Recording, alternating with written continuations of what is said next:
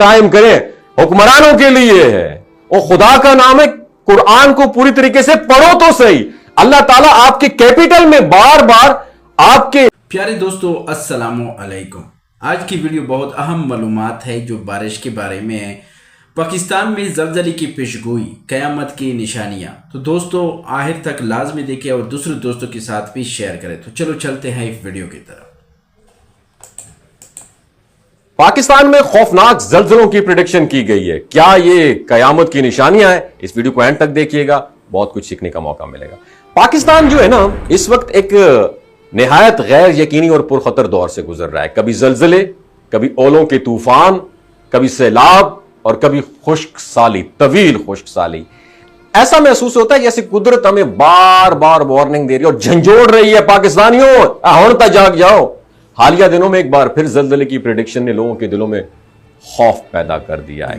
Pakistan, Afghanistan, Iran और हिमालयाई खिता जो हमारा है, एक ऐसी फॉल्ट लाइन पर वाक़े है जो हर वक्त मूवमेंट में रहती है। और माहिरीन का कहना है कि जमीन की परतें मुसलसल प्रेशर में है और जब यह दबाव एक हद से तजावुज करता है तो जमीन लरज उठती है। लेकिन अब एक नई डिबेट ने जन्म लिया है कि हम ज़लज़ले की प्रेडिक्शन ऑलरेडी कर सकते हैं, टाइम से पहले कर सकते हैं।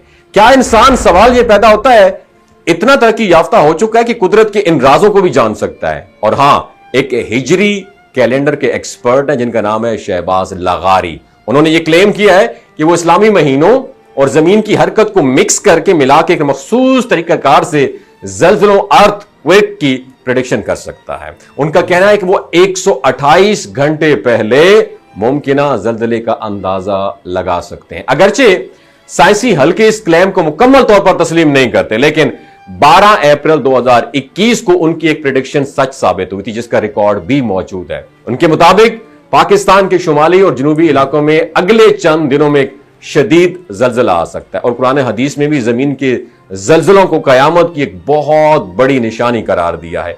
सूरह ज़िलज़ाल में अल्लाह ताला फरमाता है, जिसका तर्जुमा यह है कि जब जमीन अपनी पूरी शिद्दत के साथ हिला दी जाएगी। इस तरह रसूलुल्लाह सल्लल्लाहु अलैहि वसल्लम ने फरमाया कि कयामत के दिन ज़लज़ले कसरत से आएंगे और ये निशानियां जाहिर होने लगेंगी जिन्हें देखकर मोमिन का दिल कांप उठेगा। इसी तरह रसूलुल्लाह सल्लल्लाहु अलैहि वसल्लम ने फरमाया, कयामत उस वक्त तक कायम नहीं होगी जब तक इल्म उठा ना लिया जाए, ज़लज़ले कसरत से ना होने लगें। और यह हदीस हमें बताती है कि ज़लज़लों का बढ़ जाना कयामत के करीब तरीन निशानियों में शामिल है। एक और रिवायत में आता है कि रसूलुल्लाह सल्लल्लाहु अलैहि वसल्लम ने फरमाया, जब तुम ज़लज़ले, सूरज ग्रहण या तेज आंधी देखो तो नमाज और दुआ की तरफ लपको। बात करने का मकसद यह है कि 2-3 दिन पहले जब इस्लामाबाद में ओले पड़े तो दिन के वक्त भी रात का समा था, तेज आंधी थी। और कुरान करीम में अल्लाह ताला फरमाते हैं, और हम निशानियां नहीं भेजते मगर डराने के लिए लोगों को। इन तमाम हवालों से नाज़रीन ये वाज़ेह होता है कि कुदरती आफात सिर्फ साइंसी वाकयात नहीं है, बल्कि वो वार्निंग्स हैं जो हमें खबरदार कर रही हैं कि हम अपनी रविश बदलें, मुआशरे में अदलो इंसाफ कायम करें, हुक्मरानों के लिए है। और खुदा का नाम है, कुरान को पूरी तरीके से पढ़ो तो सही।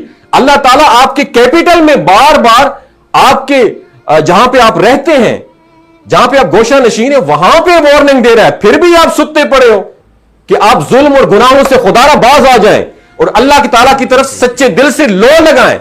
इस्लामी रवायात और जदीद साइंसी रिसर्च एक दूसरे की तायीद करती नजर आ रही है।